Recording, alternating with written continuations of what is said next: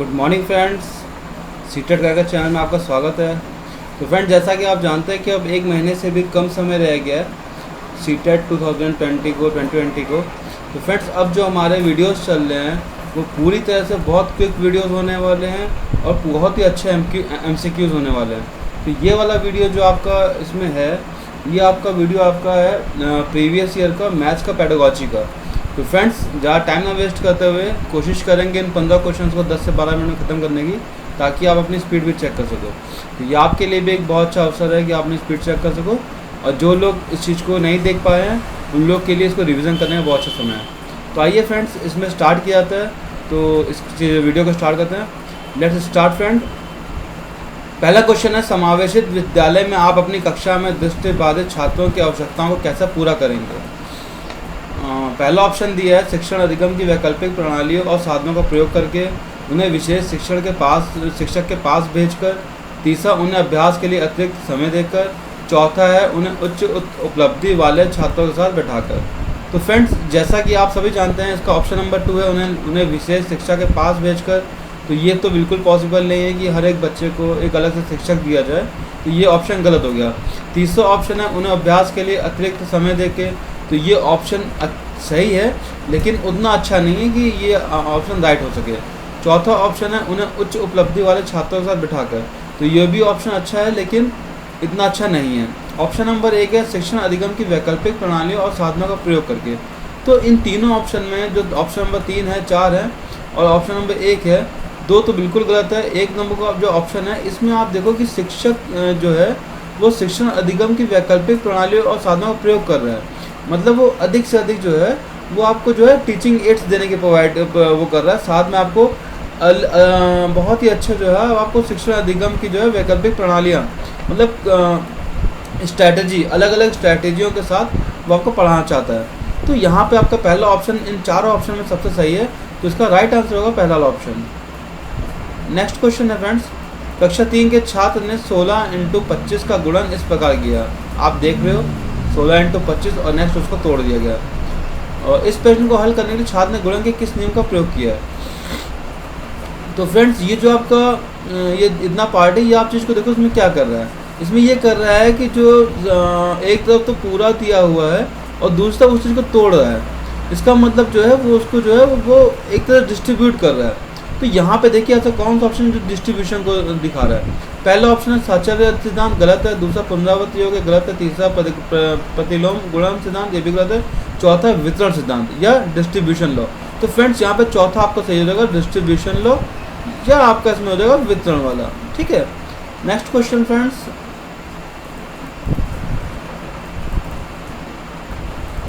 Next question कह रहा है फ्रेंड्स कि निम्नलिखित में क्या प्रारंभिक संख्या संकल्पना से संबंधित नहीं है। Which of the following is not related to early number concept? पहला है वर्ग समावेश या क्लास इंक्लूजन, दूसरा संरक्षण या कंजर्वेशन, तीसरा मापन या मेजरमेंट, चौथा है वर्गीकरण या क्लासिफिकेशन। ठीक है फ्रेंड्स, तो हमें इसमें से वो पद निकालना है जो गणित की भाषा में प्रयोग नहीं किया था। तो वर्ग समावेश प्रयोग किया जाता है, मापन प्रयोग किया जाता है, मेजरमेंट, वर्गीकरण या क्लासिफिकेशन भी प्रयोग किया जाता है, लेकिन संरक्षण जो है वो इसको ऑप्शन जो है वो नहीं माना जाएगा। ठीक है फ्रेंड्स, तो इसका ऑप्शन नंबर 2 आपका राइट आंसर हो गया। बाकी तीनों जो ऑप्शन है ये आपका कहीं ना कहीं प्रयोग किए जा सकते हैं, प्रयोग होते ही इसमें बल्कि। ठीक है। और नेक्स्ट क्वेश्चन है फ्रेंड्स, इसमें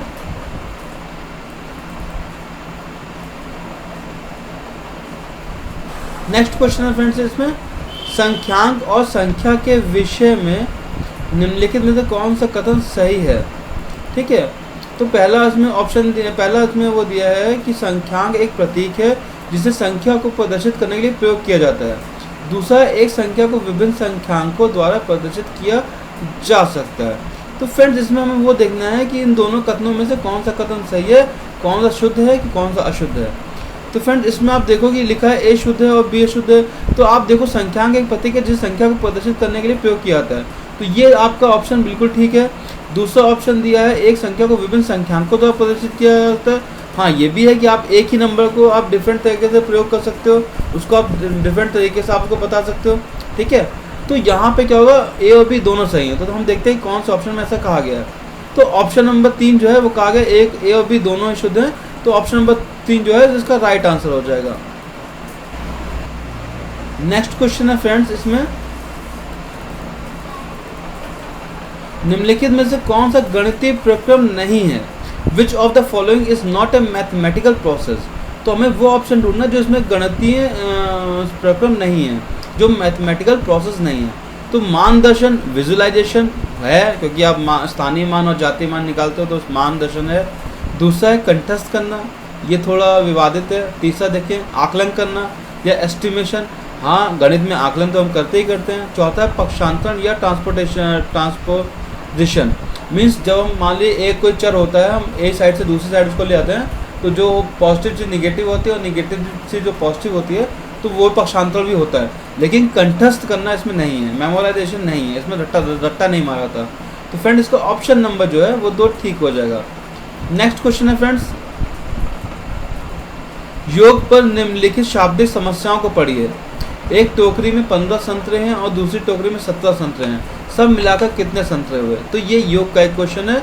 नेक्स्ट ऑप्शन इसमें दिया हुआ है, एक 9,950 वाले मोबाइल फ़ोन की कीमत में बजट के बाद ₹375 की वृद्धि हो गई है, नई कीमत क्या है?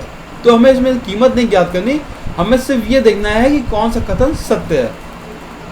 तो इसकी जो कथन है वो आपका है, पहला कथन इसका है, ए योग की समुच्चय संरचना को प्रदर्शित करता है और बी योग की संवर्धन संरचना को प्रदर्शित करता है। तो यहाँ पे हम देख लें कि क्वेश्चन क्या गया कि एक टोकरी में है, तो इसमें आप ये देख लो कि ए योग की समुच्चय संरचना को प्रदर्शित करता है और बी योग की संवर्धन संरचना को प्रदर्शित करता है। दोनों ही योग की समुच्चय संरचना को प्रदर्शित करते हैं। तीसरा ऑप्शन है दोनों ही योग की संवर्धन संरचना को प्रदर्शित करते हैं। चौथा ऑप्शन है ए योग की संवर्धन संरचना प्रदर्शित करता है और बी योग की समुच्चय संरचना को प्रदर्शित करता है। तो फ्रेंड हम देखें इसमें ऑप्शन नंबर जो 1 है वो आपका बिल्कुल राइट है, ए योग की समुच्चय संरचना को प्रदर्शित करता है और बी योग की संवर्धन संरचना को प्रदर्शित करता है। आप देखिए यहाँ पे दोनों चीज़ों का योग किया गया, सम किया गया, तो ये आपका समुच्चय संरचना हो गई। दूसरा आपका दिया हुआ है कि उसमें वृद्धि हो रही है, तो नई कीमत उसमें एस्टिमेशन किया गया है। तो दूसरा वाला ऑप्शन जो होगा वो इसमें है कि ये जो है ये एक तरह से जो है इसका संवर्धन किया गया है। तो इसमें ऑप्शन नंबर जो आपका इसमें हो जाएगा, ऑप्शन नंबर 1 बिल्कुल राइट हो जाएगा। नेक्स्ट क्वेश्चन है फ्रेंड्स, हाँ, जीन पियाजे के प्रस्ताव के अनुसार माप में विभिन्न भौतिक राशियों के संरक्षण की योग्यता के विषय में सही कथन को पहचानिए। आयतन के संरक्षण की समझ द्रव्यमान के संरक्षण से पहले आती है, भार के संरक्षण की समझ संख्याओं के संरक्षण से पहले आती है, लंबाई के संरक्षण की समझ संख्याओं के संरक्षण से पहले आती है, या भार का संरक्षण की समझ आयतन के संरक्षण से पहले आती है। तो फ्रेंड इसमें हम आपको जो है आप देखो इसमें आपको वो सही जो है सही आपको जो उसमें ऑप्शन है वो पकड़ना है। तो इसमें पहला ऑप्शन दिया आयतन के संरक्षण की समझ द्रव्यमान के संरक्षण से पहले आती है, मतलब आप किसी चीज़ का आयतन तभी निकाल सकते जब तक आपको द्रव्यमान मालूम हो। तो ये ऑप्शन ठीक लग रहा है। नंबर 2 है भार के संरक्षण की समझ संख्याओं के संरक्षण से पहले आती है, तो ऐसा नहीं है कि भार के संरक्षण से पहले संख्याओं की समझ संरक्षण से पहले आती है, ऐसा भी नहीं है। तीसरा लंबाई के संरक्षण की समझ संख्याओं के संरक्षण से पहले आती है, तो ये भी गलत आपको ऑप्शन है। चौथा है भार के संरक्षण की समझ आयतन के संरक्षण से पहले आती है, तो ये भी ऑप्शन गलत है। इसमें ऑप्शन नंबर 1 जो है वो आपका राइट आंसर होगा कि आयतन के संरक्षण की समझ द्रव्यमान संरक्षण से पहले आती है। ठीक है फ्रेंड्स, तो इसमें ऑप्शन नंबर 1 जो होगा वो आपका राइट आंसर हो जाएगा। नेक्स्ट क्वेश्चन फ्रेंड, एक अध्यापक कक्षा 4 के छात्रों को निम्नलिखित कार्य देता है, 25 टाइलों को सभी संभव आयताकार व्यूहों में व्यवस्थित करें। इस कार्य को में निम्नलिखित में से कौन सी गणितीय अवधारणाओं को संबोधित किया जा सकता है? मीन्स एक अध्यापक कक्षा 4 का अध्यापक है, वो 25 टाइलों के द्वारा आयताकार व्यू में उसको बनाने के लिए बच्चों को कहता है। अब वो इस व्यू रचना के द्वारा वो 25 टाइलों को जो आयताकार समूहों में बच्चे लगाएंगे, जो व्यू रचना करेंगे, उसके हिसाब से वो उस चीज़ को दिखाते हुए किस किस चीज़ों को वो समझा सकता है इजी वे में। पहला ऑप्शन है क्षेत्रफल गुणनखंड परिमाप, ठीक हो सकता है। दूसरा है क्षेत्रफल परिमाप आयतन, ये भी ठीक हो सकता है। तीसरा है क्षेत्रफल आयतन और लंबाई, ये भी ठीक हो सकता है। चौथा है आयतन क्षेत्रफल और लंबाई, लेकिन चौथा वाला जो ऑप्शन है ये आपका सबसे अप्रोप्रिएट है, क्योंकि चारों ऑप्शन काफ़ी क्लोज हैं, लेकिन चौथे ऑप्शन में आपका वो इस चीज़ों के द्वारा सबसे सही से लंबाई बता सकता है, लंबाई के ऊपर डिफाइन कर सकता है, क्षेत्रफल को लेके डिफाइन कर सकता है और उसका वॉल्यूम या आयतन को भी डिफाइन कर सकता है। तो ऑप्शन नंबर 4 जो है मोस्ट अप्रोप्रिएट आंसर है और यही इसका राइट आंसर होगा। ठीक है फ्रेंड्स, तो आपका option number 4 is the right answer. Next question है, निम्नलिखित समुच्चयों में से कौन सा गणित में प्रश्न हल करने का कौशल है? चित्रांकन करना, पीछे से हल करना, रट लेना। मीन्स क्वेश्चन में ये पूछा गया कि इसमें गणित के कौन से कौशल यूज होंगे। ठीक है, पहला ऑप्शन चित्रांकन करना, पीछे से हल करना, रट लेना। तो जहाँ पे रटने का मतलब आ गया, मीन्स एक ऑप्शन गलत हो गया। दूसरा विवेचन करना, चर का प्रयोग करना, प्रतिरूप देखना, ये ऑप्शन ठीक लग रहा है। तीसरा कंठस्थ करना, अनुमान लगाकर परीक्षण करना, चित्रांकन करना। तो कंठस्थ नहीं कराया जाता गणित में, कभी मेमोराइजेशन पे जोर नहीं दिया था, ये ऑप्शन गलत हो गया। चौथा है प्रयत्न त्रुटि विधि, या चित्रांकन करना और कंठस्थ करना, फिर यहाँ पे मेमोराइजेशन पे जोर दिया गया। तो एक और नंबर ऑप्शन 2, 3 नंबर और 4 नंबर गलत होगा। ऑप्शन नंबर 2 जो है वो इसका राइट आंसर होगा। नेक्स्ट क्वेश्चन फ्रेंड्स, वैन हेले के स्तर जिस विकास की अवधारणाओं का संकेत करते हैं वह है, मतलब वैन हेले ने किस चीज़ पे जो है अपना सिद्धांत दिया है। तो पहला है स्थानीय मान, दूसरा है ज्यामितीय मान, ज्यामितीय चिंतन, तीसरा है भिन्न, चौथा है संख्या की संकल्पना। तो फ्रेंड वैन हेले ने जो अपना जो सिद्धांत दिया है वो ज्योमेट्रिकल थिंकिंग पे या ज्यामिति के चिंतन पे ही दिया है। ऑप्शन नंबर 2 जो है वो इसका राइट आंसर हो जाएगा। नेक्स्ट क्वेश्चन है फ्रेंड्स,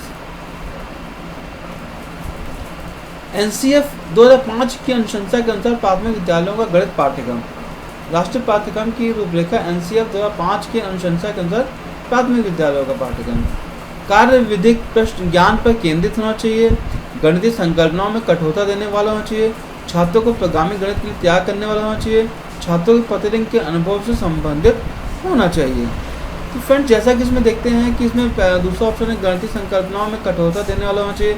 तो कठोरता से हम कुछ भी नहीं करते, एनसीएफ मना करता है, इसके लिए ऑप्शन नंबर 2 गलत हो गया। नंबर 3 है छात्रों को प्रगामी गणित के लिए तैयार करने वाला होना चाहिए, हमें चिल्ड्रन को एडवांस मैथमेटिक्स के लिए प्रिपेयर नहीं करना है हमको प्राइमरी लेवल पे। चौथा ऑप्शन है छात्रों के प्रतिदिन के अनुभव से संबंधित होना चाहिए। हाँ, ये ऑप्शन कुछ ठीक है, लेकिन पहला ऑप्शन कह रहा है कार्य विधि ज्ञान पर केंद्रित होना चाहिए, फोकस ऑन प्रोड्यूरल नॉलेज। तो पहला ऑप्शन जो है वो इसका बिल्कुल ठीक आंसर है और यही इसका राइट आंसर हो जाएगा। ठीक है फ्रेंड्स, नेक्स्ट क्वेश्चन है, 2 दशमलव वाली संख्याओं के गुणन जैसे कि 0.3 × 0.2 = 0.06 की संकल्पनाओं को समझाने के लिए निम्नलिखित में से कौन सा शिक्षण अधिगम सबसे उचित है। ठीक है फ्रेंड्स, तो इसमें क्या क्या चीज़ें हैं, 4 टेबल्स दिए हुए हैं, कौन सा सबसे ज़्यादा बेटर है। पहला है टेलर का गिनतारा, टेलर अबेकस। दूसरा है संख्या चार्ट, ये भी गलत है। तीसरा है ग्राफ पेपर, हाँ ग्राफ पेपर पे गुणनफल किए जाते हैं, लेकिन थोड़ा इसको होल्ड करेंगे। चौथा है डायनेस ब्लॉक्स, तो ये तो बिल्कुल गलत है।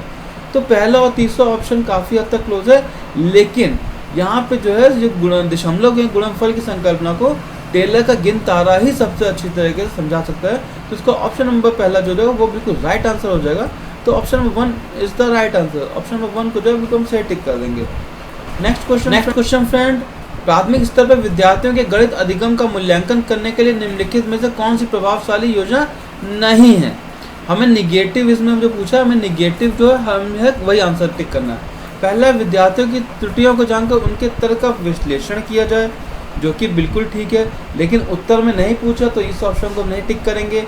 दूसरा है ऐसे कार्यों की विकल्पना की जाए जिसमें एक से अधिक स्तर के उत्तर प्राप्त हो सकते हैं, हाँ ये भी बिल्कुल ठीक है, लेकिन क्वेश्चन हमें कह रहा है कि हमें निगेटिव इसमें आंसर देना है, तो ये ऑप्शन इसको टिक नहीं कर पाएंगे। तीसरा है मुख्यतः समूह संचालित कार्यों का प्रयोग किया जाए, तो कहीं ना कहीं ये भी ठीक है, लेकिन उत्तर को हम आगे भी देखते हैं। ऐसे कार्यों की अभिकल्पना की जाए कि यंत्रवत रटने और संकल्पना समझ में अंतर किया जा सके। तो फ्रेंड्स मुख्यतः समूह संचालित कार्यों का प्रयोग किया जाए, ये तो होता ही है, लेकिन हमें निगेटिव आंसर पूछना है। अब यहाँ पे आता है यंत्रवत रटने का मैटर और संकल्पना को समझना। संकल्पना समझी जा सकती है लेकिन रटाना हमें नहीं है, तो ये ऑप्शन जो है वो बिल्कुल राइट हो जाएगा। Option number 4 is the right answer. Next question friends में आएगा, गणितीय अध्यापन को प्रभावी बनाने के लिए निम्नलिखित में कौन सी विशेषता नहीं है। मतलब गणितीय अध्यापन को प्रभावी बनाने के लिए हमें इसमें से कौन सी विशेषता है जो गणित में नहीं यूज होती है। निगेटिव आंसर देना हमें इसमें। एक नई संकल्पना को परिचय देने के लिए समय के नियम को कठोरता से पालन करना, तो दोस्तों मुझे तो यही ऑप्शन गलत लग रहा है, फिलहाल आगे देखते हैं। दूसरा, छात्रों की त्रुटियों के प्रतिरूपों पर केंद्रित होना, हाँ ये ऑप्शन ठीक है, क्योंकि जब छात्र जिस पैटर्न पे त्रुटि करता है हमें उसको फोकस करना होता है, ठीक है ऑप्शन। लेकिन ऑप्शन में निगेटिव पूछा तो ये टिक नहीं किया जाएगा। तीसरा है प्रतिदिन के अनुभव के साथ संबंध स्थापित करना, बिल्कुल स्थापित करता छात्र। डेली के अपने जो उसका एक्सपीरियंस होता है उसको जोड़ता है उसके साथ। ये ऑप्शन जो है वो ठीक कह रहा है, लेकिन हमें निगेटिव आंसर देना है। चौथा, एक ही संकल्पना के लिए विभिन्न शिक्षण अधिगमों का प्रयोग करना, ये भी ऑप्शन ठीक है कि विभिन्न हमें डाइवर्स उसको जो है हमें उसको टीचिंग एड्स प्रोवाइड करने हैं, हमें उसको डिफरेंट स्ट्रेटजीज से पढ़ाना है, तो ये ऑप्शन ठीक है, लेकिन हमें निगेटिव आंसर करना है। तो पहला ऑप्शन जो होगा वो उसका निगेटिव आंसर के हिसाब से बिल्कुल ठीक होगा। तो option 1 is the right answer. यहाँ पे हमारे प्रीवियस ईयर का जो एक क्वेश्चन पेपर है वो सॉल्व होता है, जिसमें मैथ्स की पेडागोजी है। तो फ्रेंड्स, यहाँ पे मेरे इस वीडियो को लाने का मतलब ये है कि जो नए स्टूडेंट हैं वो ये देख लें कि गणित की पेडागोजी कैसे आती है, उसके कंटेंट क्वेश्चंस कैसे आते हैं, और जो लोग रिवीजन वे में चल रहे हैं वो यहाँ पे अपना स्कोर चेक कर सकते हैं। तो मुझे उम्मीद है कि आपके स्कोर इसमें जो रिवीजन करने वाले छात्र हैं उनके 10 से ऊपर आए होंगे, 15 में से मिनिमम 10 से ऊपर आए होंगे। तो अपना स्कोर ज़रूर लिख के मुझे बताइए। और फ्रेंड्स, नेक्स्ट आपको जल्दी से जल्दी मैं आपको और ऐसी वीडियोस दे रहा हूँ, PDF में दे रहा हूँ, आपको डिस्क्राइब कर रहा हूँ, एक्सप्लेन कर रहा हूँ। तो फ्रेंड्स, अगर आप चाहते हो कि मैं ऐसी वीडियोस और दूँ तो फ्रेंड्स आप अधिक से अधिक मेरे चैनल को सब्सक्राइब करो, शेयर करो, कमेंट करो, जो क्वेश्चन नहीं आता लाइक करो, जिससे फ्रेंड्स मुझे मोटिवेशन मिले और मैं इस प्रिपरेशन में आप लोग की सहायता करके आप लोग को अच्छे स्कोर तक पहुंचा सकूं। तो फ्रेंड्स, नेक्स्ट वीडियो में आपसे मुलाकात होती है, तब तक के लिए जय हिंद और वंदे मातरम।